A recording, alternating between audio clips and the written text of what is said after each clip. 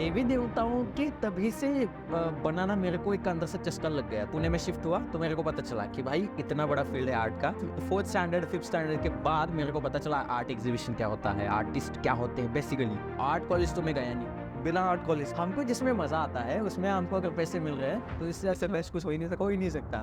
ऐसे तो वो पहले मेरा कमीशन वर्क हुआ करता था। आपका काम देख के बहुत लोग बोलते हैं कि अभी के टाइम के राजा रवि वर्मा है, खाते हुए भी इतने मगनों कि वहीं पे इडली डोसा चल रहा है। अरे यार मैंने कुछ किया ही नहीं है ऐसा। 100 स्केचेस बनाने के बाद ऐसा लगना चाहिए यार कुछ ही नहीं किया सिर्फ। मैं पता है सिग्नेचर करने के बाद मैं नाराज हो जाता हूँ। मतलब हजारों साल बाद भी लोगों ने इसको देखा तो समझना चाहिए यार कोई इंसान, ये इंसान ने बनाया कैसे या बनाया? क्या इंडियन बना के गया है। हाँ, डरने की क्या बात है यार, ज्यादा से ज्यादा आपको कैनवास खराब होगा, खराब करने के लिए हमने लिया है। तो आज जिस किरदार से मैं आपको मिलवाने वाला हूँ उनके लिए मेरे जहन में एक शेर याद आ रहा है इरफान सिद्दीकी साहब का कि उठो ये मंजरे शबे ताब देखने के लिए, उठो ये मंजरे शबे ताब देखने के लिए कि नींद शर्त नहीं है ख्वाब देखने के लिए। वाह। कुछ इसी तरीके से इन्होंने अपने ख्वाबों को अपना बनाया है और इनको काम करते हुए देख के हज़ारों आर्टिस्ट जो आर्ट स्टूडेंट्स हैं वो प्रेरित हो रहे हैं।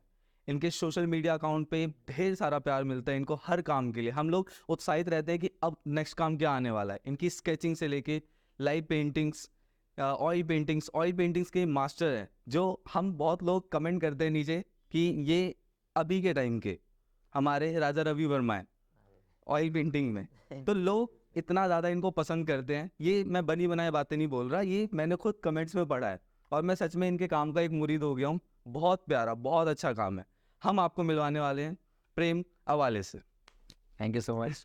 बहुत अच्छा लग रहा है। और जो हमारा मतलब ऐसे इंटरव्यू तो मैंने लिए हैं लेकिन हाँ। ये सब जो है ना कैजुअल इंटरव्यू, इसमें बहुत मज़ा आता है मुझे। बिल्कुल। ठीक है, तो पहले सबसे पहले ये बताओ कि हाँ। कैसे हो आप? थोड़ा रिलैक्स हो जाते हैं ना? हाँ रिलैक्स, वही तो मैं बोल रहा हूँ कब से 10 मिनट हो गए यार। सो बेसिकली मेरी जर्नी अगर हम बात करें तो हमारे घर में कोई आर्टिस्ट वगैरह था नहीं। ठीक है, तो बेसिकली सबके जैसे होते हैं मिडिल क्लास फैमिली से मैं हूँ। ठीक है, ठीक है। और जहाँ पे मैं रहता हूँ वो है कोल्हापुर और मेरा बचपन भी वही गुजरा है।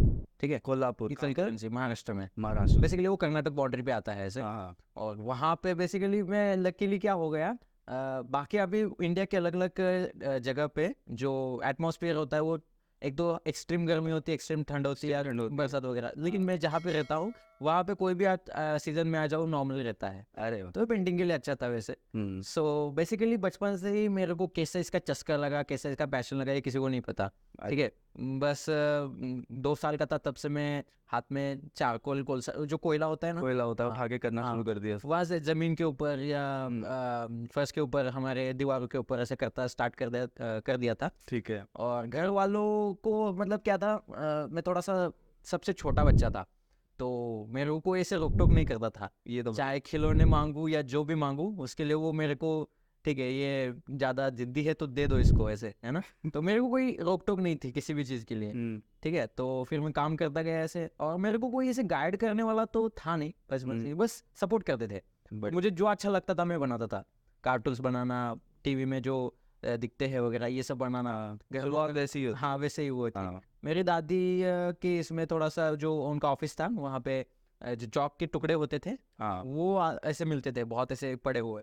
तो वो मेरे को बहुत इंटरेस्टिंग लगता था तो मैं उसे उठा के लाके ऐसे पूरा बंडल ऐसे, तो घर में पूरा हमारा जो फर्स्ट था वो ब्लैक कलर का था। ठीक है ऐसे, अच्छा। और उसमें थोड़ा सा टेक्सचर था ग्रिप वाला। तो जैसे ब्लैक बोर्ड पे है था ना थोड़ा सा हल्का थोड़ा थोड़ा इमेजिन हो रहा है वो सब कुछ मुझे हाँ। स्टोरी की तरह। मतलब ऐसे खर खर थोड़ा सा होता है उससे। हाँ। सो उसके फर्स्ट भी वैसे ही थी हमारे, तो उसके ऊपर बनाना बहुत इंटरेस्टिंग लगता था मेरे को। तो दिन भर जो ब्लैक फर्श थी ना, रात मतलब शाम तक वो पूरी वाइट हो जाती थी।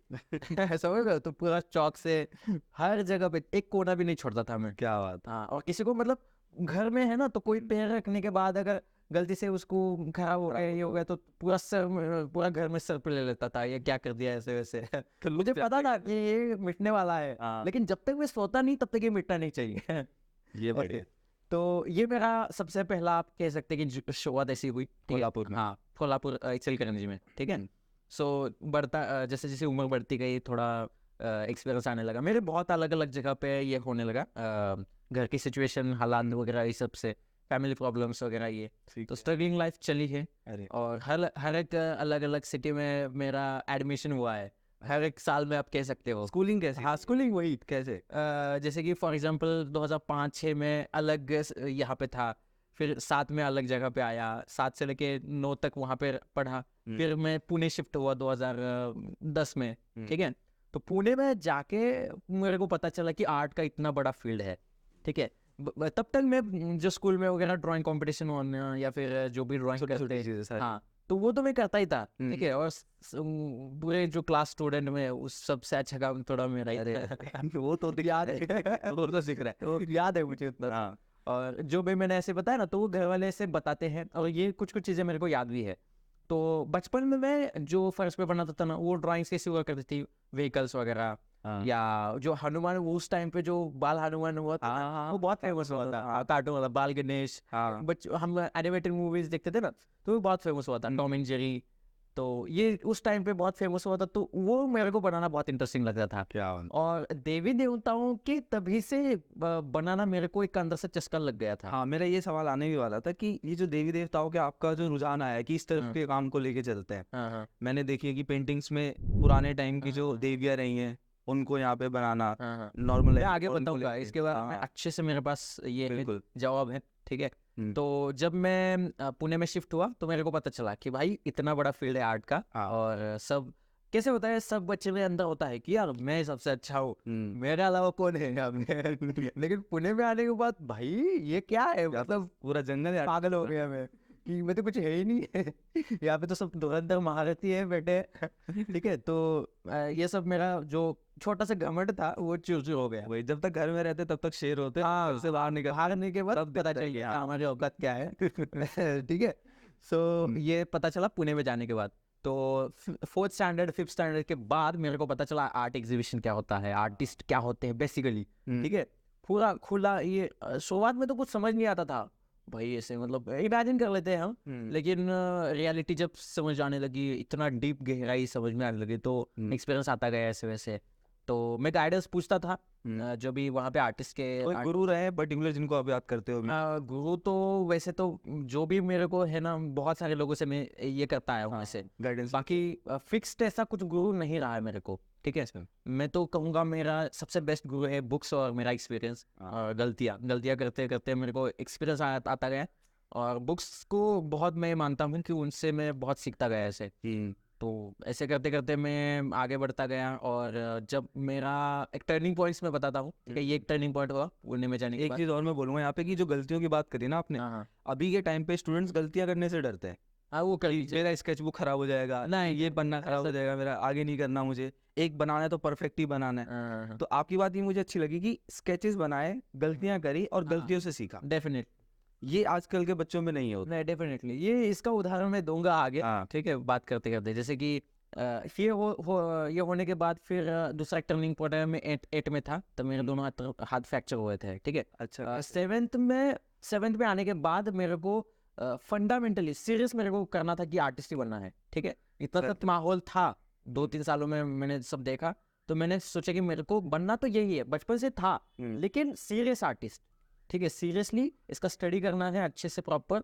और सारे लोग मेरे को सजेस्ट करते कि इसके बाद तुमको कॉलेज जाना है, जे या फिर जो भी तुम कॉलेज ये ज्वाइन करो, वहाँ पे अच्छे से प्रॉपर स्टडी करो, ये सब करो, ठीक है। ठीक है। तो 7th में आने के बाद मैंने सारा अपना जो सारे मटेरियल थे उसको ट्राई किया था, और फंडामेंटली जो है ना सीरियस, वो मेरा 7 से स्टार्ट हो गया ऐसे। ठीक है। और 8 में आने के बाद मेरे दोनों हाथ फ्रैक्चर हुए थे एक्सीडेंट की वजह से, ठीक है। तो 1 महीना में कुछ नहीं कर पा रहा था, तो मेरे को थोड़ा सा ऐसा लग रहा था कि भाई अब तो गया ना से, मतलब मैं नहीं हो पाएगा ऐसे वैसे। लेकिन मैंने क्या किया था, प्लास्टर में ना मतलब जब मैं हॉस्पिटल में लेटा हुआ था, तो प्लास्टर के अंदर वो एक साइड में पेन पड़ा था रेड कलर का, तो प्लास्टर के ऊपर अंदर नहीं, अंदर घसा के ऐसे थोड़े से ऐसे हाथ होते हैं ना, तो अंदर ऐसे कुछ तो फंसा के फिर मैंने ऐसे ऐसे ना एक नॉर्मल पेपर था उसके ऊपर मैंने एक लैंडस्केप किया था। अरे और बाप रे, वो टाइम ना मतलब मेरे गुज़बम्स आ गए कि यार मतलब मेरे हाथ फ्रैक्चर होने के बावजूद मैं ऐसा कर सकता हूँ, क्या बात। प्लास्टर एक बार निकलने दो फिर मैं दिखाऊंगा ऐसे, ठीक है। तो जब प्लास्टर मेरे निकले, एक 10 दिन मेरे को थोड़ा सा हाथ मुंह पूरा हो गया था, यहाँ तक फ्रैक्चर था? हाँ, ये जो पूरा व्रिस्ट वगैरह होता है ना, वो थोड़ा सा फ्रैक्चर उसके बाद ही तो भगवान ने जादू नहीं दिया हाथों में पता कि आप तो दे रहे हो। मेरे के बाद क्या हुआ, प्लास्टर निकले जैसे तो 10 दिन मैंने थोड़ा सा मूव किया ऐसे, थोड़ा सा ये सही ऐसे, स्टाइलिंग हाँ, सब कुछ वो हुआ। सब किया। जैसे ही मेरे हाथ एकदम अच्छे से मूव होने लगे, भाई क्या पता, मतलब अलग सा पागलपन ही सवार हो गया, दिन रात बस मैं काम ही करता गया और हाँ। अलग सा ही लेवल हो गया वो, पता नहीं कैसे इतने दिन से रोक के रखा कि हाँ, बांध के रखा और एकदम से छोड़ दिया खुले तो खुले हाथ बहुत दबा के एकदम कुछ ऐसे, भी करेंगे अब। हाँ ऐसा हो गया। हम्म फिर उसके बाद जो 2 साल का था ना, 8, 9 और 10 का, ये 3 साल का, हम्म तो उसमें बहुत बहुत ज्यादा अचानक से वो एक्सपोजर हुआ था मेरे आर्ट वर्क में। हाँ तो वो डेवलपमेंट का जो रेशियो था ना, पहले ऐसे था, लेकिन अचानक से ऐसा हो गया मेरा। 8 9 हाँ 10 में। हाँ, स्टडीज में भी मैं अच्छा था थोड़ा, मतलब बात बहुत कम होता है ये आर्टिस्ट को हाँ, स्टडीज और ये दोनों बैलेंस कर। मेरे को पहले साइंस में ज्यादा इंटरेस्ट था। साइंस का जो स्टडी का जो ये है ना फंडामेंटली, लाइट क्या होती है ये वगैरह, तो थोड़ा सा मेरे को इसमें क्यूरियोसिटी था। तो वो सबका जो यूज है ना, मैंने आर्ट वर्क में डालना स्टार्ट किया। हाँ, फिर 10th होने के बाद मैंने सोलो एग्जीबिशन किया था फर्स्ट मेरा 2016 में, बाल गंधर्व आर्ट गैलरी पुणे में। पुणे में। हाँ, तो उस 10th में स्कूल में पढ़ते हुए। नहीं 10th हो गई थी तब। अच्छा हाँ, छुट्टियों में मैंने बहुत सारे पेंटिंग्स बनाए ऐसे। तो उसके बाद फिर ज़्यादा ये हो गया हर जगह पे, और एक्सपीरियंस आता गया, बहुत सारे लोग मिलते गए, उनसे सीखता गया ऐसे। बिल्कुल। तो ये मेरी जर्नी है ऐसे। फिर कॉलेज कहाँ पे किया, कैसे हुआ कॉलेज? आर्ट कॉलेज तो मैं गया नहीं। बिना आर्ट कॉलेज के? हाँ नहीं, आर्ट कॉलेज में गया नहीं। मैंने ये तो बढ़िया चीज़ है। हाँ, मैंने सोचा कि यार आज तक जितना मैंने ये किया है, हाँ वही आर्ट कॉलेज का टाइम, वही ये सब जो है ना, वो मैं अपने ऊपर ही ज़्यादा लगाऊं, वो पैसे जो भी है ना वो अपने ऊपर ही लगाऊं। और मतलब आप वो मिसाल बन गए हो कि बिना आर्ट कॉलेज जाए भी हाँ एक हो आर्टिस्ट सकता है। बना जा सकता मैं मिसाल तो नहीं कहूँगा, लेकिन मैंने एक एक्सपेरिमेंट करके देखा कि हो सकता है क्या, है। बिल्कुल। है ना। मैंने पहले खुद के ऊपर एक्सपेरिमेंट करके देखा, रिस्क के लिए आप कह सकते हो, लेकिन मैंने उसको प्रूव करने की कोशिश कर रहा हूँ वैसे। बस हार्ड को डेडिकेशन होनी चाहिए, पैशन होना चाहिए आपका, और वो काम कर, गलतियों से नहीं डरना। हाँ एग्जैक्टली, मैंने गलतियाँ की, ऐसा नहीं मानता कि मैं सब जगह पे ये हो गया तो मैं सीखता ही नहीं। सब कुछ परफेक्ट नहीं हो सकता। एग्जैक्टली, है ना। अगर आपको पहले से ही पता है कि आप सही जगह पे जा रहे हो, ऐसे मतलब कर रहे हो, तो आप गलती करोगे नहीं, आपको पता ही नहीं चलेगा गलती करने पे क्या होता है। सही बात है ना। तो फिर मैंने बहुत सारी गलतियाँ की अलग। मैंने सबसे पहले ऑयल पेंटिंग कैसे किया होगा, हाँ। जो ऑयल पेंटिंग शुरुआत कैसे हुई? वो 7th में था तभी मैंने की थी। अच्छा। हाँ, 7th में मेरा पहला ऑयल पेंटिंग था।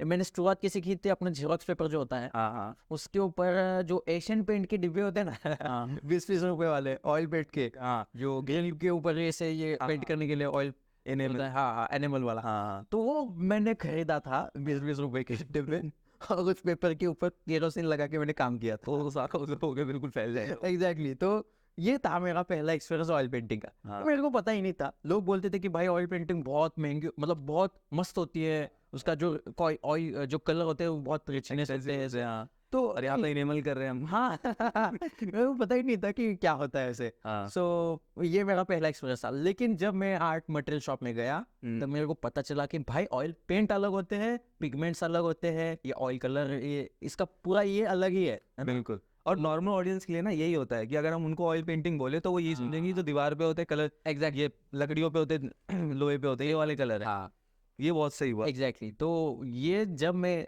अच्छे से जाना, गलती करने के बाद ही पता चला कि भाई ये नहीं होता है। होता है तुम तो हाँ, उसमें भी मैंने स्टूडेंट का क्या होता है, आर्टिस्ट का क्या होता है, और पहले मैंने सारे शेड वगैरह नहीं लिया था।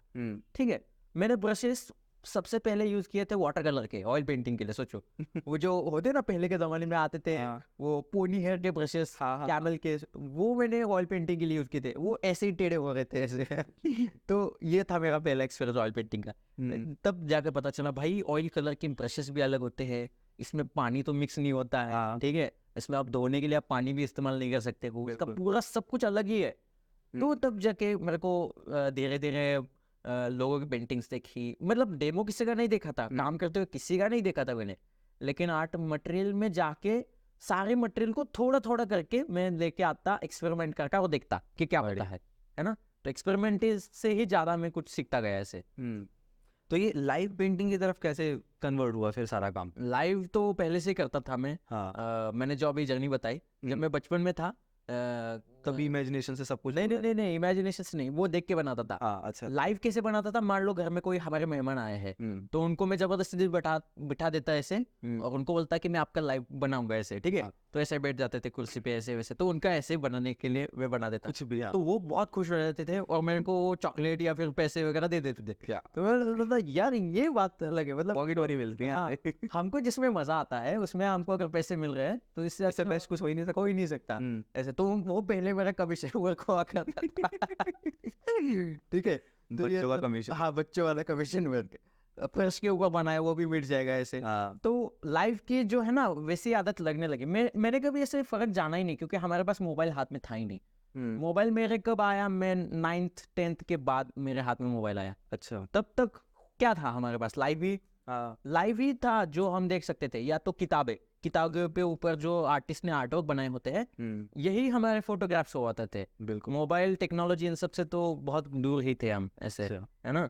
तो फिर जब एग्जीबिशन वगैरह हो गया तब जियो आया, तब थोड़ा सोशल मीडिया आया, पता चलने लगा दुनिया क्या है ऐसे क्या क्या वैसे। होता है सब कुछ। तब थोड़ा समझने आया लगा। जो कीपैड का जो मोबाइल था उसमें मैंने पहले रेफरेंस देखना, आर्टिस्ट के वगैरह बाहर के कंट्री के आर्टिस्ट, उसमें 15 रुपए का इंटरनेट रिचार्ज करके कूपन आता था। हाँ क्रैश करके पहले करते थे। हाँ। और वो बटन से नीचे नीचे लेके ऐसे ऐसे करके याद होगा वो, है ना। सैमसंग का छोटा सा मोबाइल था, उसमें मैं फॉरेनर आर्टिस्ट के वर्क देखना, सार्जेंट के वर्क देखना ऐसे वैसे। अच्छा। तो स्क्रॉल करता, उनकी कॉपी करने की कोशिश करता, रेमब्रांड के वर्क मेरे को ये ज़्यादा प्रेरित किए शुरुआती दिनों में। तो जैसे आपका काम देख के बहुत लोग बोलते हैं कि अभी के टाइम के राजा रवि वर्मा है, इस तरीके का काम में वो कहीं ना कहीं फील आता है, वो टच आता है, जैसे कलर्स लगाते हो आप। तो कभी पहले राजा रवि वर्मा जी के काम देखे?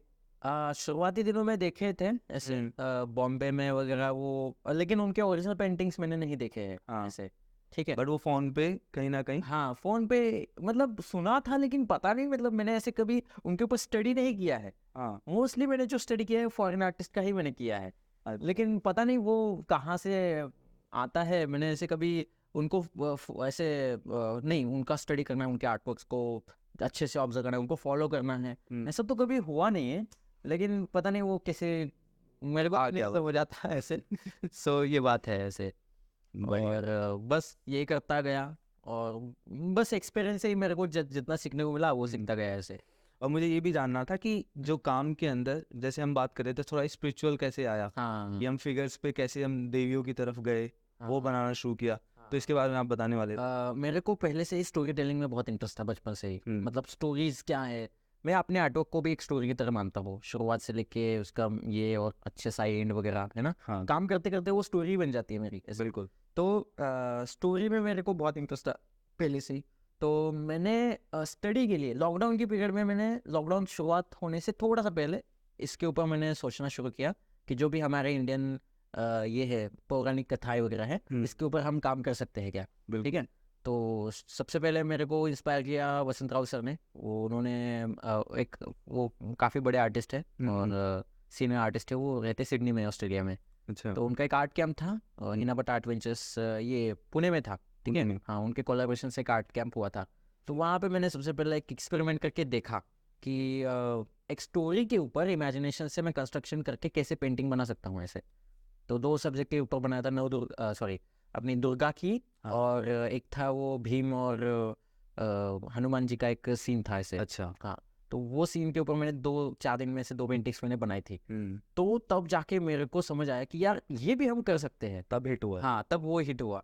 मतलब वो फिर उसके बाद लॉकडाउन स्टार्ट हो गया। हाँ। फिर लॉकडाउन में मैंने बहुत सारे एक्सपेरिमेंट करना स्टार्ट किए कंस्ट्रक्शन वर्क के, ठीक है। कंस्ट्रक्शन कैसे किया जाता है, रफ स्केचेस कैसे करने के बाद, ये सब खुद से ही किया मैंने। सारी स्टोरी कैसे बिल्ड हाँ हाँ हाँ। मैंने एक रील में आपकी ये देखा है कि पूरा गेटअप लिए है ना, सेल्फ पोर्ट्रेट पूरा एकदम टीका वीका लगा के पूरा गेटअप पूरा लेके, और वहीं पे खाते हुए भी इतने मगन हो कि वहीं पे इडली डोसा चल रहा है, और फिर उठ के दोबारा से फिर काम करना शुरू हो गए, है ना।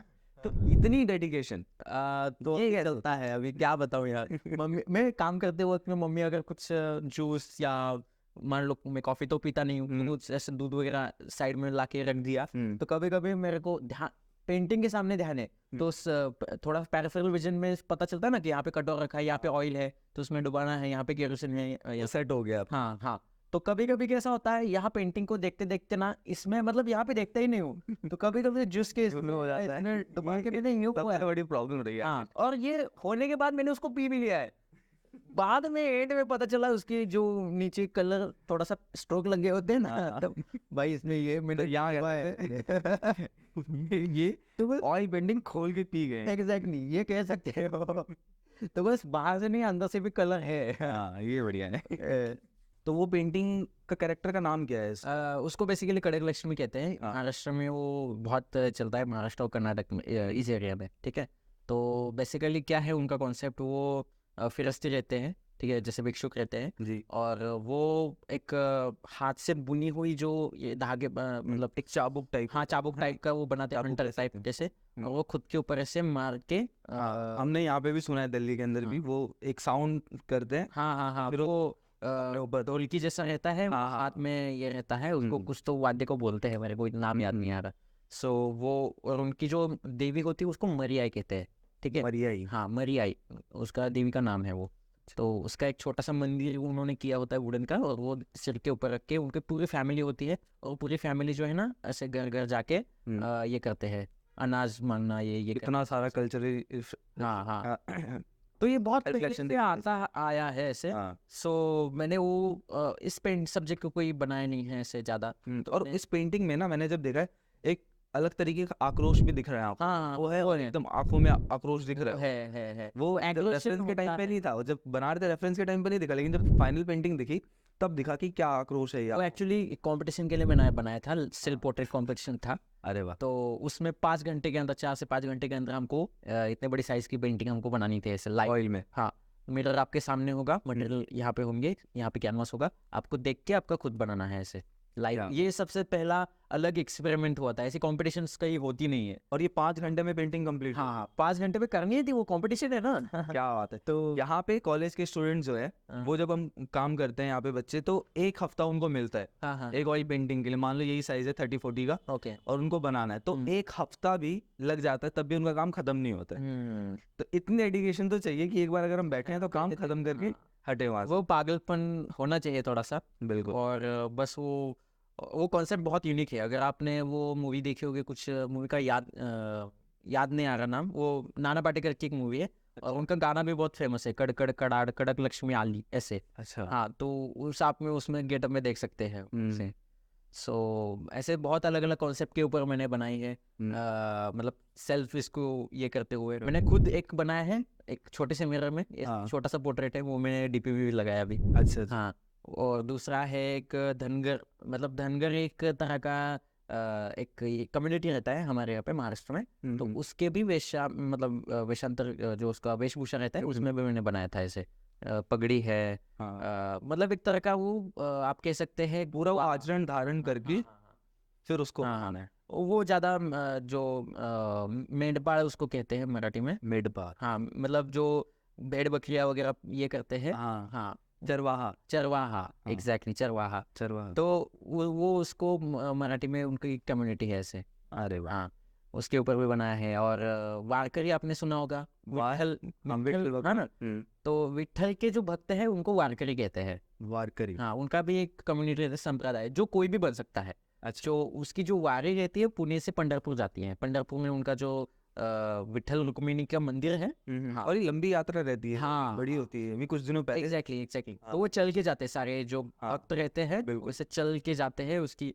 तो वो जो हर एक जो उसमें बंदा रहता है उसको वारकरी कहते हैं। वारकरी। हाँ, टोपी, वाइट कपड़े पूरा ऐसे, ठीक है। हाँ। और ये यहाँ पे टीला लगाते हैं ऐसे। हाँ, और एक वो व्हाइट कलर की टोपी भी पहनते हैं। हाँ, टोपी या फेटा रहता है। और अलग अलग आपके हाथ में भजन के लिए वाद्य रहते हैं, वीणा रहता है, ठीक है, टाल जिसको कहते हैं वो रहता है, ठीक है, मृदंग होता है। तो ये पूरे भजन कीर्तन करते हुए ही ये पूरी वारी जो है ना वहाँ पे जाती है ऐसे। तो इस कंसेप्ट पे भी मैंने अपने आप को ऐसे बनाया था। बढ़िया। और ये देवी जैसे ये हम अगर बात करें, तो अलग अलग ही जैसे मैं 4 सब्जेक्ट, मतलब 4 टाइप्स में पेंटिंग बनाता हूँ। एक है जो नॉर्मल पोर्ट्रेट्स है, जो हम सबके जो अलग अलग कैरेक्टर्स हैं उनकी भावना को, उनकी उनके व्यक्तित्व को मैं अपनी पेंटिंग में उनके एक्सप्रेशन के साथ, मूड के साथ अपने पेंटिंग में एक्सप्रेस करने की कोशिश करता हूँ जी दूसरा है स्टोरी टेलिंग पेंटिंग्स, जो सारे पौराणिक सब्जेक्ट के ऊपर है, ठीक है, जैसे कोई भी पुराने इसके सब्जेक्ट के ऊपर लेके हुई, मतलब उसको लेके की गई पेंटिंग्स, ठीक है। स्पेसिफिक कोई अगर पेंटिंग की बात, ऐसे मोहिनी का भी रिसेंटली मैंने बनाया था, हाँ विष्णु का एक रूप है मोहिनी, हाँ। उसके ऊपर मैंने काफी बड़ी पेंटिंग बनाई है ऐसे। अच्छा परशुराम जी का है हाँ है ना, परशुराम तो जी का। नवदुर्गा की सीरीज है, अच्छा तो ये सारी कुछ पेंटिंग्स ये हुए। विश्व रूप है जो काफी ज्यादा फेमस हुआ था, है ना, तो ये है। और ये होने के बाद थर्ड एक है जो न्यूड फिगरेटिव है, हाँ। जैसे अभी आप पीछे देख सकते हैं ऐसे, तो उसमें मैंने जो ये है फिगर का स्टडी वगैरह है उसके लिए मैं बनाता हूँ, ठीक है तो। और चौथा है सब्जेक्टिव पेंटिंग्स, जो जैसे मैंने अन्नपूर्णा की सीरीज बनाई है, ठीक है, या मेरे अपने पापा का भी एक बनाया था ऐसे पोर्ट्रेट, हाँ पोर्ट्रेट बनाया था, पूरा फुल फिगरेटिव है लेकिन वो सब्जेक्टिव होता है आज के ज़माने का ऐसे। ठीक है। हाँ, तो ये 4 सब्जेक्ट में मैं अपनी पेंटिंग्स से बनाता हूँ।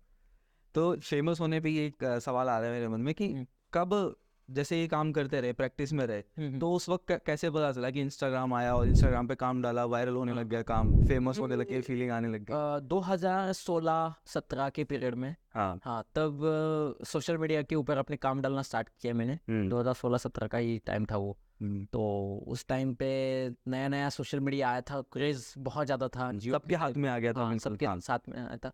तो मैंने सोचा कि अगर लोग ऑफलाइन नहीं देख पाते हैं बिल्कुल एग्जीबिशन में जाके, तो ऑनलाइन भी देख सकते हैं हमारे आर्ट वर्क। इजीली। हाँ, और अवेयरनेस फैलाने के लिए तो सबसे बेस्ट बढ़िया और क्या ऑप्शन रह सकता है। वो आपके हाथ में, आप उसको पॉजिटिवली यूज करो, नेगेटिवली यूज करो। डेफिनेटली। तो मैंने सोचा कि यार इसका पहले तो मैंने वो आर्टिस्ट के आर्टवर्क देखने के लिए मैंने करना स्टार्ट किया था, अपने आर्टवर्क नहीं डाले थे।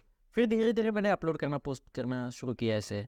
हाँ, फिर वहाँ से सब बदलने लग गया है। हाँ, और दूसरी बात क्या है, मैंने उस पीरियड में काफ़ी सारे जो इवेंट्स रहते हैं, जैसे स्टॉल्स लगाना ये वगैरह, उस पीरियड में मैंने ये किया था, उसमें पार्ट लेंगे किया, वर्कशॉप्स में जाना। हाँ, और ये एक लाइव स्केचिंग का स्टॉल वगैरह रहता है। हाँ हाँ, वहाँ पे जाके 15 to 20 मिनट्स स्केचिंग करना। हाँ तो वहाँ पे बेसिकली सारा लोगों का जो लाइव स्टडी है ना, वो वहाँ पे हो गया, क्योंकि दिन भर में इतने सारे आपको लोग मिलते हैं, हज़ारों लोग देखते हो आप, और उन सबका पोर्ट उसकी इतनी सारी भीड़ होती है, उसके सामने आप एक मॉडल को कैसे बनाते थे 15 से 20 मिनट, इतना सारा वहाँ पे सब होता रहता है। कोई भी बोलता है, ये करता है, मतलब शोर बहुत रहता है। सारी हेजिटेशन वहीं पे डर निकल गया था। सब सब सब टोटली, मतलब इतने सारे मैंने वहाँ पे स्केचेस बनाए थे ना, मतलब। और वहाँ पे क्या हो रहा था, मेरा इनकम भी हो रहा था। हाँ एक स्केच का मैं 500 से लेके 1000 चार्ज करता था ऐसे, इस समय है ना, 15 से 20 मिनट रफ स्केच का। रफ स्केच की। और इतने सारे लोग आते थे, बैठते थे, अपना बनवा के लेते थे, और हर तरह के लोग मेरे को वहाँ पे। तो आर्टिस्ट पैसे भी कमा सकता है, ऑब्वियसली वो करना ही है ना। हाँ। और लेकिन सबसे पहले तो सरस्वती आ जाए आपके यहाँ पे हाथ में, तो जाके लक्ष्मी आपके खुद ब खुद दरवाजा ये लेकिन क्या आ जाए। सरस्वती को पाने के लिए आपको दिल से मेहनत करनी पड़ेगी। वो तो है, वो अपने आप वो को तो है, झोंकना पड़ेगा। डेफिनेटली। तो यहाँ पे मेरा एक प्रैक्टिस भी हो रहा था, सरस्वती तो इंक्रीज हो ही रही थी मेरी ऑब्वियसली, हाँ ठीक है, लक्ष्मी भी आ ही रही थी। और दूसरी बात क्या है, मेरा पॉपुलैरिटी भी हो रहा था। और उस टाइम पे सोशल मीडिया की वजह से लोग क्या करते थे, जैसे बच्चों का जो कॉलेज स्टूडेंट वगैरह आके उनके ग्रुप के मान लो किसी को बनाना है, तो बैठ के सारे 4 लोग उसका वीडियो बना के अपने स्टोरी पे डालने लग गए, उसको वायरल करना, ऐसे ऐसे हो रहा था उस टाइम पे चलने लगे। हाँ, तो वहाँ से एक्सपोजर मिलने लगा ऐसे वैसे। तो अभी के टाइम पे जो और आर्टिस्ट है जैसे और कर रहे हैं, अब ऐसा नहीं है कि वो आर्टिस्ट फेमस नहीं हुए तो उनका काम अच्छा नहीं है। नहीं, ऐसा बिल्कुल है ही, बहुत आर्टिस्ट हैं यहाँ पे जिनको डेफिनेटली सोशल मीडिया के थ्रू उतना एक्सपोजर नहीं मिला है। बिल्कुल। तो क्या as an artist social media पे फेमस होना इतना ज्यादा जरूरी हो गया? नहीं, मैं बताता हूँ, देखिए हाँ। ये ऑनलाइन और ऑफलाइन जो है ना, ये ऑनलाइन नेसेसरी नहीं है। ऑफलाइन आप लोग को कितने जानते हैं लोग, ऑफलाइन में आप कितने एक्टिव हो ज़्यादा मैटर करता है। ऑनलाइन बस एक तरह का ये है कि मान लो कोई कहाँ पे जा नहीं रहा है, तो कनेक्ट रहने का एक बस जरिया है। बाकी हमको किसी भी तरीके से ऐसा जज नहीं करना चाहिए एज एन, मतलब लोगों के फॉलोवर, नंबर ऑफ फॉलोअर्स। हाँ कि भाई ये ज्यादा है तो ये बहुत बड़ा आर्टिस्ट है, भाई कम है तो। हाँ, नंबर ऑफ फॉलोअर से लोग बहुत जज करते हैं, बिल्कुल। दिखने से, या वो कहाँ से है, या क्या उसकी भाषा है, या ये भी नहीं जज करना चाहिए। और ना ही जेंडर से हमको जज करना चाहिए, है ना, ना उसके लुक से। आर्टिस्ट अपने काम पे काम जज होता है। काम को जज करो ना, हाँ। मतलब काम देखो। बिल्कुल। अगर आपको सीखने के लिए मिलता है, चाहे चाहे वो चाइना का आर्टिस्ट हो या पाकिस्तान का आर्टिस्ट हो, सही बात, आर्टिस्ट आर्टिस्ट की कम्युनिटी है ना। बिल्कुल हाँ, आप इसको बॉर्डर मत बनाइए, बिल्कुल। है ना। एज एन आर्टिस्ट देखो आप, वो पूरे खुले हो जाओ। आर्टिस्ट तो वैसे ही दायरों के बाहर रहता है, सही बात है, आप उसके लिए दायरे नहीं, न्यूट्रल होना चाहिए आपको इसमें ना, बहुत न्यूट्रल होना चाहिए, बिल्कुल। राइट ना। इसमें आपको पूरा न्यूट्रल रह के ही सबके आर्टवर्क्स को आपको एक्सेप्ट करना चाहिए, सबके आर्टवर्क को देखना चाहिए, है ना।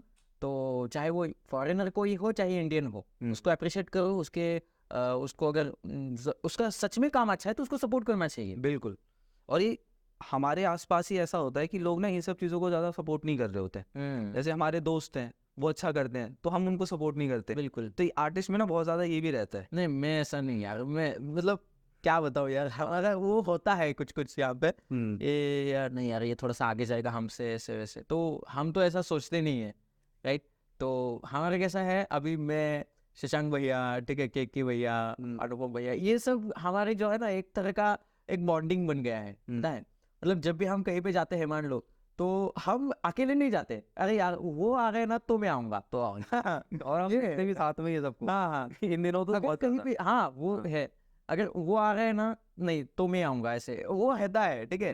वो पहले पूछते हैं कि कौन कौन आ रहा है, अच्छा ये आ रहा है, हम सोचते ही नहीं है हमको कितने पैसे मिलने वाले हैं, क्या होने वाला, नहीं वो आ रहे हैं ना, ठीक है मेरा भी नाम लिख दो। ऐसे तो ये रहता है हमारा, ठीक है। बहुत सही। तो ऐसा थोड़ा सा आपको ओपन माइंडेड रहना बहुत ज़रूरी है, आपको थोड़ा सा इन सारी चीज़ों में बंद के नहीं रहना है, ठीक है। एज एन आर्टिस्ट आपको जितना खुल के आप खुले विचारों के होंगे उतना ज़्यादा सही है। वो आपके आर्टवर्क में भी दिखता है बिल्कुल। है ना। तो आपके लिए एक अच्छा आर्टिस्ट कौन होता है, अगर हम इसको परिभाषित करें थोड़ा सा कि अच्छा आर्टिस्ट कौन है?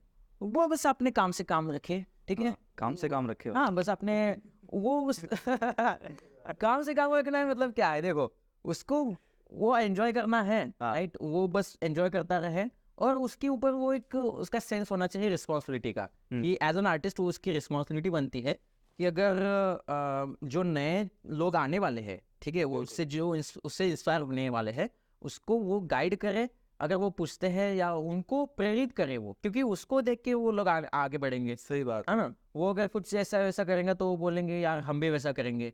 आपको जब आप आगे बढ़ रहे हो तो आपके पास एक जिम्मेदारी, एक्सपीरियंस करते हैं, हाँ वो जिम्मेदारी आ गई आपके पास। एग्जैक्टली, वो जिम्मेदारी आ गई है, और उसकी ये भी जिम्मेदारी है कि उसको अवेयरनेस फैलाना है आर्ट के कम्युनिटी के, बेसिकली इंडिया में है तो, बिल्कुल ठीक है। इंडिया अगर हम बात करें आर्ट के मामले में, बाकी कंट्रीज से बहुत ये है अभी, है ना। तो उसको आगे बढ़ाना है हमारा काम है। जितना आप यूथ का देखेंगे, ठीक है, यूथ बहुत गलत डायरेक्शन पे जा रहा है, हाँ है ना। तो ऐसा नहीं होना चाहिए मेरे ख्याल से। तो अभी इंडिया में बहुत सारे आर्टिस्ट हैं, यंग आर्टिस्ट, जो इसके लिए काम कर रहे हैं ऑलरेडी, ठीक है। आपकी भी उम्र शायद 22 साल के आसपास हाँ, बताइए। 22-23 ऐसे, है ना, 22-23 के आसपास है। और अगर यूथ की बात कर रहे हैं तो ये बात सही बोली आपने कि सारे कहीं ना कहीं गलत डायरेक्शंस में जा रहे हैं। जल्दी वाना भी फेमस होना है तो कुछ ना कुछ करो, लेकिन एज एन आर्टिस्ट हमें फॉलोअर्स पे ज्यादा ध्यान नहीं देना है, काम पे ध्यान देना है। एग्जैक्टली, है ना, वो तो है।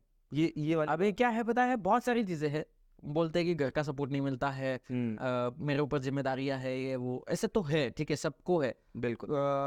मतलब स्ट्रगल किसको नहीं है बताइए, सबको स्ट्रगल है, सब है ना। बस लेकिन आर्ट में एक ही चीज है कि आपको एक्सक्यूजेस नहीं देना है ना। एक्सक्यूज अगर देते हैं तो आप यहाँ पे रुक जाते हो। मैंने कुछ स्टोरीज भी देखी आपकी कि उसमें उठ जा भाई आज स्केचिंग कर ले, 100 स्केचेस आज के होने चाहिए, ऐसे ऐसे। हाँ, तो वो एकदम स्ट्रेट फॉरवर्ड बोला गया है ना। ऑब्वियसली वो ऐसा है कि सामने कोई बात कर रहा है कि भाई आज तो करना पड़ेगा, कोई एक्सक्यूज है ही नहीं, है नहीं, चाहे क्या एक्सक्यूजेस देखो, अगर आपने इस फील्ड में आ चुके हो, ठीक है, अगर आपको कुछ तो बनना है, कुछ तो करना है, तो करने से बजाय कोई चारा ही नहीं आपके पास। देखो सही बात है। अभी के टाइम में जो भी मास्टर आर्टिस्ट हो चुके हैं इंडिया में, ठीक है, जो सीनियर आर्टिस्ट जिनका हम बात करें, वो ऑलरेडी उनका वो जर्नी हो चुका है ना। उन्होंने अपना हिस्ट्री में नाम ऑलरेडी बना चुके हैं, सही बात है ना। अगर कुछ सालों बाद, कुछ मान लो इतने साल बाद, अगर इस पीरियड को हम देखें, उठा के देखें, तो इन आर्टिस्ट का नाम आएगा, बिल्कुल रहेगा ना। तो अभी इनके बाद कौन आएगा, यही तो है ना।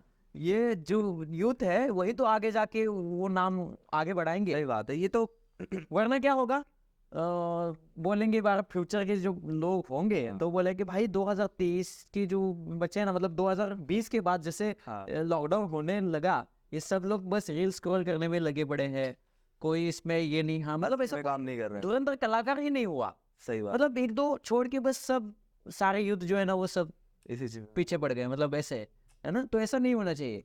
हर टाइम को उतना हिस्टोरिक बनाने के लिए कुछ लोग आते हैं, मेहनत करते हैं वो और अपना नाम मतलब दुनिया में ज्यादा ले से ज्यादा, क्योंकि सबसे ज्यादा पॉपुलेशन यार इंडिया में है, तो बिल्कुल मेरे ख्याल से ऐसा होना चाहिए कि सबसे ज्यादा आर्टिस्ट की पॉपुलेशन भी इंडिया में होगी, होनी चाहिए ना। लोग ना सपोर्ट नहीं करते बेसिकली। ज्यादातर हमें क्या देखने को मिलता है, स्टूडेंट्स भी हमारे यही बोलते हैं कि फैमिली सपोर्ट नहीं कर रही है, जिम्मेदारियां रखी हैं, चीजें हैं, और ऊपर से हमारी जो सोसाइटी है ना वो भी इतना नहीं, आगे आके नहीं सपोर्ट ये तो करता। हमारी जिम्मेदारी है उनको उनकी आंखें खोलना, हाँ उनको थोड़ा सा बताना आर्ट के बारे में। बिल्कुल, ये हमारी जिम्मेदारी ये हमारी जिम्मेदारी है, हमारे और कौन बताएगा बताओ, सही बात है। है ना। हम आर्टिस्ट ही है जो उनको समझाएंगे। वो क्या बोलते हैं यार हमको उसका कुछ समझ नहीं आता है, ऐसे भाई समझो तो, हम समझाने के लिए तो है। हाँ आप बोलो, आप उनको फ्रैंक करो, उनको थोड़ा सा कंफर्ट दिलाओ, उनसे बातें करो, है ना। बोलते हैं यार हमारा जब मान लो अपनी लाइफ स्केच करने के लिए बाहर निकले पड़े हैं, हाँ आके क्या बोलेंगे, ये तो मेरा छोटा बच्चा भी कर लेगा 3 साल का, है ना। तो उनको बोला अरे अच्छी बात है, सोचिए मतलब मैंने इतने साल अभी लगाए हैं, आपका 3 साल में बच्चा इतना अच्छा कर रहा है, तो मेरी मेरे ऊपर का कितना अच्छा करेगा, है ना। तो उसको सपोर्ट कीजिए, उनको ऐसे पॉजिटिव वाइब्स दिलाइए। सरकास्टिकली आंसर दो, उसको फेस करो। एग्जैक्टली, है ना? थोड़ा सा Focus करो। फेस करो, बातें करो जितना आप। मोस्टली प्रॉब्लम क्या पता है, इंट्रोवर्ट रहते हैं। नहीं यार ऐसे ऐसे एकदम इंट्रोवर्ट, मतलब क्या बोलो नहीं यार, बोलते नहीं है। आप अपने काम के लिए तो स्टैंड लो ना एटलीस्ट, एग्जैक्टली, है ना।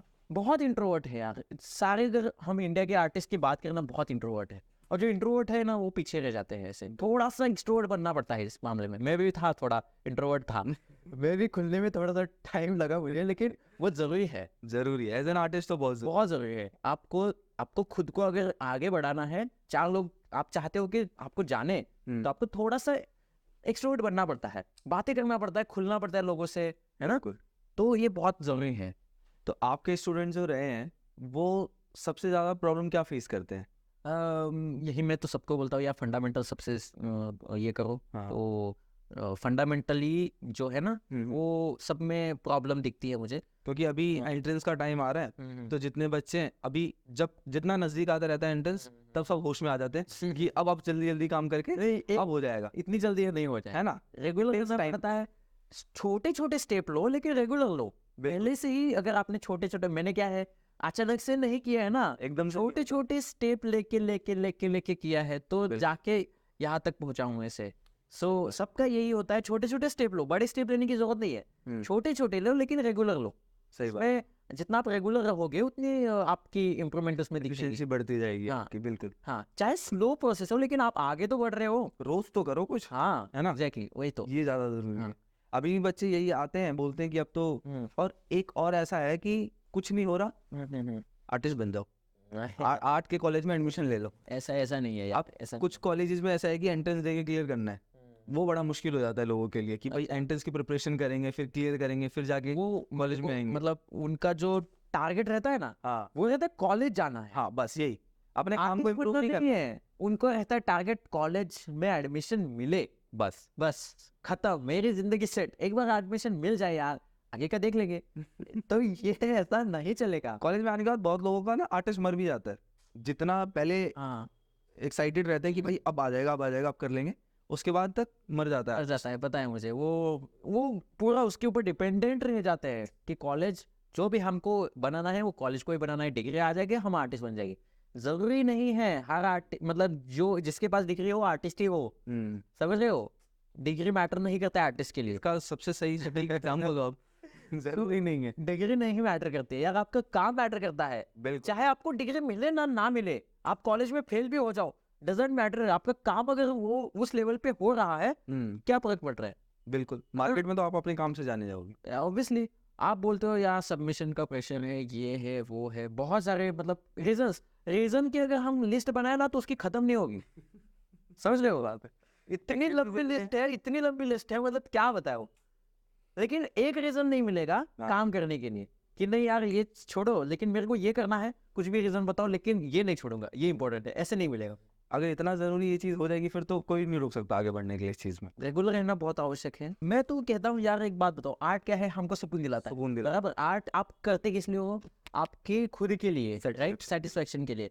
जरूरी नहीं है कि आपको दूसरे प्रेशर करे पेंटिंग बनाओ, ऐसा नहीं होना चाहिए, ये तो गलत हो रहा है है ना, हम पुश कर रहे हैं, पेंटिंग बनाओ, रोज काम करो, ये करो, ये काम जबरदस्ती वाला है ही नहीं है। वो उनके अंदर से आना चाहिए। और यार मैं आज कुछ नहीं किया, मेरा हाथ ऐसे ये हो रहा है, खुजली हो रही है, यार मैंने कुछ किया ही नहीं है, ऐसा 100 स्केचेस बनाने के बाद ऐसा लगना चाहिए यार कुछ ही नहीं किया, शिट काश आज और कर पाता, मेरी बॉडी साथ नहीं दे रही यार, ऐसा होना चाहिए। समझ रहे हो, मन से वो आना चाहिए कि यार मेरा मतलब पेट भरा लेकिन मन नहीं भरा है। एज एन आर्टिस्ट जब इतना एक्साइटेड होता है तब हाँ, निकल गया। वो एनर्जी होनी चाहिए, मतलब नॉन स्टॉप। काश यार मैं ये हाथ मशीन का होता ना भाई, मैं तो अरे क्या बताऊं, मतलब ऐसे Printing थोड़ा सा machine बन जाते पेट दर्द करता है, इसलिए हम थोड़ा सा रोकते कि भाई हेल्थ भी जरूरी है, हाँ। इसलिए हम थोड़ा सा रोक देते हैं, थोड़ी सी रिलैक्स होने के लिए, इसको चार्ज अप करने के लिए। वरना क्या नॉन स्टॉप हम करते, इतना वो होना चाहिए अंदर से। सोचो यार, वो हर एक मोमेंट हम अपने लाइफ का वो आर्ट के लिए दे रहे हैं, वो उसको जी रहे हैं। आर्ट को जीना, लोगों को पता नहीं आर्ट को जिया कैसे जाता है, उस मोमेंट को एंजॉय कैसे किया जाता है, वो पता ही नहीं है। वो पीयर प्रेशर में कर रहे होते हैं, डर होता है उनके पीछे की, वो डर से करते हैं यार, सबसे ये बात है, वो डर से करते हैं। हाँ मैं पता है सिग्नेचर करने के बाद मैं नाराज हो जाता हूँ, क्यों? कभी यार पेंटिंग खत्म हो गई यार, shit, काम करने के लिए इसमें बचा है क्या? नहीं, रोकना पड़ता है वहाँ पे, रुके ना तो वो खराब कर दूंगा। पता होना चाहिए आर्टिस्ट को कि काम करना है, सही बात। बिल्कुल। सो ये अंदर से आने वाली बात है, प्यार जबरदस्ती नहीं होता है। अरे बहुत बढ़िया बात है। प्यार जबरदस्ती नहीं होता है, आप किसी पे ऐसे थोप नहीं सकते हो, वो अंदर से आना चाहिए, वो हमारा प्यार है तो हम इसको छोड़ नहीं सकते भाई, ऐसा है। सही बात, मतलब आर्ट को अपनी मोहब्बत बना लो, आप इन प्यार करो। डेफिनेटली जब आप प्यार में होगे आर्ट के ना, तो आपको कुछ नहीं दिखेगा। मैं तो भाई मैं तो ये बोलता हूँ कि जैसे मान लो आपकी अगर गर्लफ्रेंड वगैरह है, ठीक है, आप उससे अगर 2-4 दिन बात नहीं करोगे, वो क्या करेंगी? नाराज हो जाएगी, ऑब्वियसली नाराज हो जाएगी ना। सोचो आप 10-15 दिन तक आपके मटेरियल को हाथ नहीं लगाते हो, छूते नहीं हो, उनको कैसे फील होता होगा? बिल्कुल समझ रहे हो? ये कनेक्ट कर सकते हैं, ये वो कैसे फील होता, वो भाई यार हमको महीना हो गया है, हमको छोड़ दिया है, आता ही नहीं है पास, हमको छूता ही नहीं है। तो उनको कैसा फील होता होगा यार? सही बात। वो भी हमारा प्यार है ना, हमने उनको ये किया है, इतना प्यार से हमने उनको ये अभी के यूथ के लिए एकदम बिल्कुल सटीक एग्जांपल है कि ऐसे समझ लो इसको, ऐसे समझ लो, ये बढ़िया चीज है। और आप क्या करते हो, आपकी दूसरी जो बाहर वाली है इसको पकड़ के बैठ जाते हो, और वो देखते हैं आपको यार ऐसे, उनको कितना बुरा लगता होगा, सोचो। तो आप बस इसको ऐसे ऐसे करके मतलब गुदगुदी कर रहे हो उसकी, ये वो प्यार से उसको गुदगुदी किए जा रहे हो दिन भर, कट कट कट कट दिन भर ऐसे। तो मटेरियल क्या सोचते होंगे, सोचो, है ना, उनको कैसे फील होता होगा? हमें उनके साथ टाइम बिताना चाहिए, जितना टाइम हो उनके साथ बिठाओ, है ना, उनके साथ गप्पे लड़ाओ, उनसे बातें करो, उनसे प्यार करो, है ना, प्यार से स्ट्रोक लगाओ, ऐसे ऐसे लगाओ, है ना, एकदम गजलें चला के, हाँ आराम से एकदम आगे बिंदास, है ना। हम लोग भी ऐसे ही करते हैं।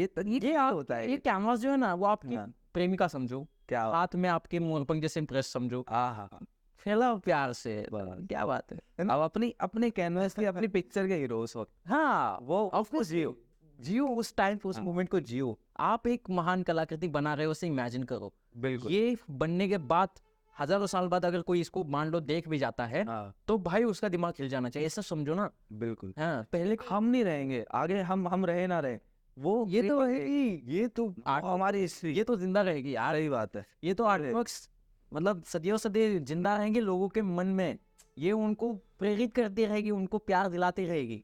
क्योंकि हम अभी देखते हैं तो इतने आर्टिस्ट के काम है, अब कुछ लोग तो मर गए, तो उनके बाद उनके काम फेमस हो रहे हैं। हम यार ऐसे कभी कभी मतलब देखते हैं ना उनके आर्टवर्क, आंखों में आंसू आते लगते हैं, मतलब ऐसे स्माइल कंट्रोल नहीं होती हमारे। ओह माय गॉड, क्या किया है यार, किया होगा इस बंदे ने, क्या किया है काम, ऐसे तो ऐसे होना चाहिए, है ना। अब मैं हमेशा एग्जांपल देता हूँ यार, मान लो पहले के जमाने के जो ये है इंडिया के, मान लो आर्टिस्ट या कलाकार कह लो, जो मंदिर वगैरह जिन्होंने बड़े बड़े बनाए हैं, बनाया है ना, कुछ किया है, एलोरा का जो मंदिर है, उस टाइम के यूथ थे, वो बैठते हुए गप्पे लड़ाते हुए क्या बोल रहे होंगे, इमेजिन करो कि भाई ऐसा कुछ तो बनाते हैं।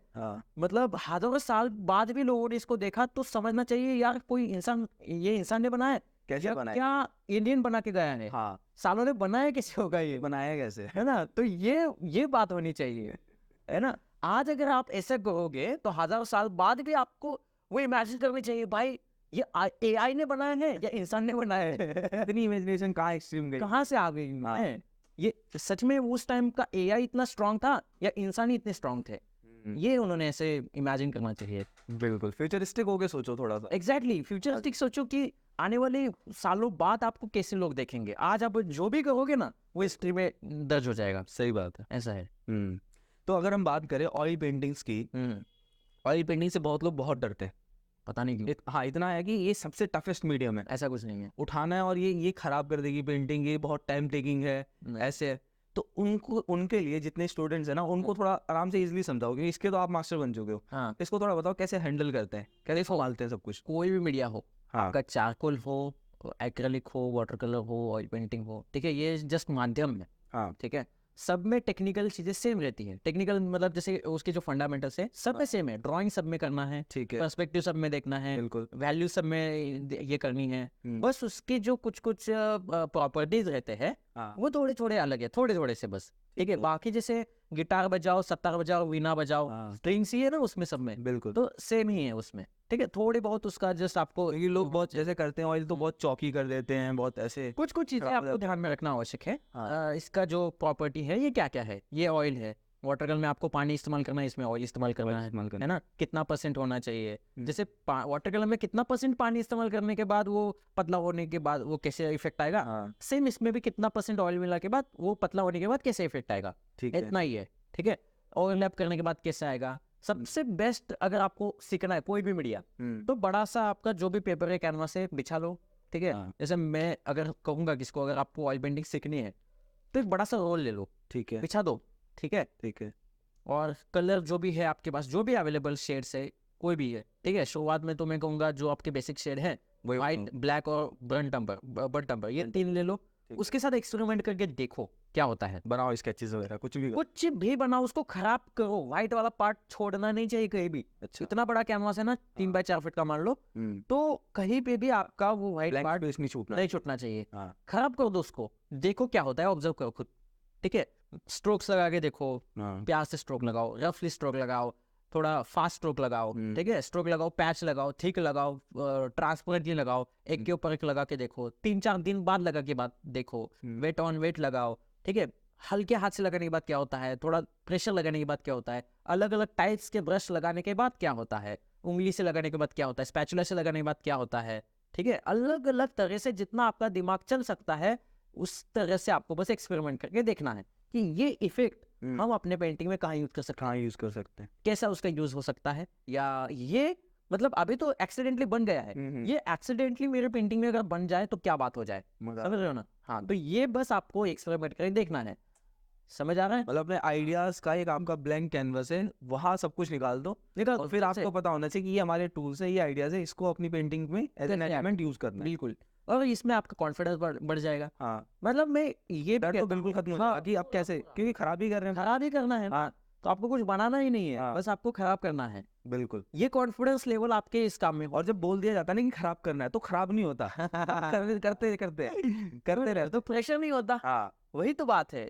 जब आप होली खेलते हो हाँ तो आप डर डर के होली नहीं खेलते, एंजॉयमेंट से खेलते हो। बिल्कुल। सामने वाले का बस जो ये है चेहरा है, उसको बस कलर लगाना है, उसका चेहरा बस काला हो जाए बस। ये एम होता है वो एम होता है ना। लेकिन जहाँ बता दिया जाता है ना कि गलत नहीं करना, हाँ। तो फिर डर जाते डर जाते। तब बाउंडेशन आ जाते हैं कि यार बहुत आराम तो से करना पेंटिंग पड़ेगा, आपको होली की तरह खेलनी है, बस आपको कलर लगाना है, अप्लाई करना है, डर निकालना है, डर निकालना।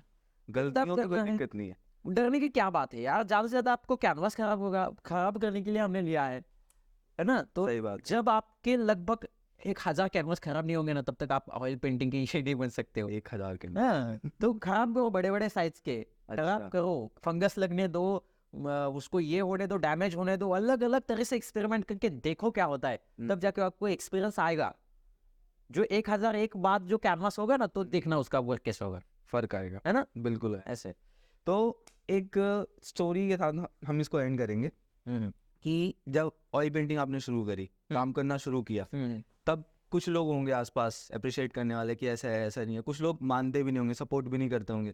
उसके बाद जब काम अच्छा होने लग गया, चीजें आगे तक पहुंचने लगी, तब उन्हीं लोगों का रिएक्शन कैसे आया, वो थोड़ा समझने। अभी ये लोग सपोर्ट कर रहे हैं, बाद में दिखा दूंगा इनको मैं। हाँ, बाद में दिखा दूंगा, बाद में दिखा दो, ये था मेरे वो कैसे हुआ। पहले की जो मैं अपने घर की बात करूँ तो हाँ। कुछ कुछ होते हैं सपोर्ट करने वाले, कुछ कुछ नहीं होते हैं। होते जो होते हैं ना, तेरे से नहीं हो पाएगा यार, क्या कर रहा है तू ऐसे वैसे। ये रिश्तेदारों की बात हो हाँ, रिश्तेदार हो सकते हैं, फ्रेंड्स हो सकते हैं ऐसे। मतलब सब तो कंबाइंड। मतलब मैं बोल रहा हूँ ना, तू ये मत कर, इसमें कुछ है नहीं है। हाँ। तू ये कर, वो करके मैं तेरे को सपोर्ट करूंगा। सब अपनी नसीहत देके जा। हाँ, अपने अपने जो होता है ना ऐसे। हाँ। तो तेरे को कोई भी जरूरत होगी मैं करूंगा, ये इसमें कुछ रखा नहीं है यार। मैंने देखे हैं ऐसे बड़े बड़े हैं, कोई कुछ क्या करता है, बोर्ड ये रंग पेंट कर रहा है, ये पेंट कर रहा है, कोई ऐसे एग्जाम्पल देते हैं, ठीक है। कोई दीवारें पेंट कर रहा है, हाँ। वही वो लेवल ही वो सोचते हैं ना ऐसे।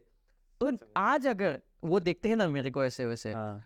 भाई मतलब क्या यार, एक मतलब अभी तो थोड़ा सा मेरा ये हो गया है कहीं। तो अगर तुम्हारे इसमें एक असिस्टेंट की भी अगर कोई जॉब होगी तो मेरे को दे। ये समझ रहे हो? तो ये लेवल है ऐसे। ये savage level है आर्टिस्ट हाँ। का। वो क्या बोलते हैं पता है, मैं तेरे बेस्ट होने के लिए आता हूँ भाई, अरे वाह। लेकिन मेरे स्टूडियो को तुम्हारे स्टूडियो में रहने दे मेरे को। हाँ। हाँ, ऐसे मैं कुछ नहीं करूंगा, मॉडल बैठूंगा तेरे लिए, हाँ। कैसे करना है बता, मैं न्यूड मॉडल बैठ जाऊंगा। समझ रहे हो? तो ये होता है, ये हुआ है, ये ये फर्क होना चाहिए, है ना। सो आपको प्रूव करके दिखाना है कि जो भी आपने डिसीजन लिया है वो कोई भी गलत नहीं था, वो सही ही डिसीजन था आपका। ये प्रूव करके दिखाओ तो ये आप सक्सेसफुल हो पाओ। बिल्कुल कि नींद शर्त नहीं है ख्वाब देखने के लिए। एग्जैक्ट नींद में आप जो ख्वाब देख रहे हो वो पूरे नहीं होंगे। नहीं, आपको मेहनत करनी पड़ेगी उन ख्वाबों के लिए। सही बात। वो आपके ख्वाब भी पूरा आपको, जस्टिफाई कर रहे हो। ये ख्वाब भी आपको सोने नहीं देने चाहिए ना। हाँ ऐसे बिल्कुल, ये शेर को आप पूरा जस्टिफाई कर रहे हो एकदम। ऐसे है। अच्छा राम, आपसे बात करके मुझे बहुत अच्छा लगा। बताया यार, काफी अच्छा रहा। तो ये थे हमारे प्रेम हवाले।